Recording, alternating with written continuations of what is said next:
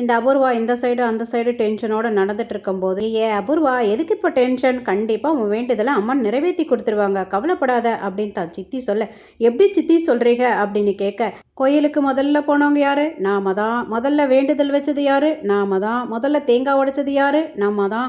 வேண்டுதல் நிறைவேற்றினது யாரு? நாம தான். அப்போ நம்ம வேண்டுதல் தான் லிஸ்ட்டில் வச்சுருப்பான் அம்மன். நம்மளது தான் கண்டிப்பாக நிறைவேற்றி கொடுப்பா. அவங்க எல்லாத்துலேயும் செகண்ட் வந்தாங்க, அதனால் அவங்களோட வேண்டுதல் செகண்டாக தான் நடக்கும்.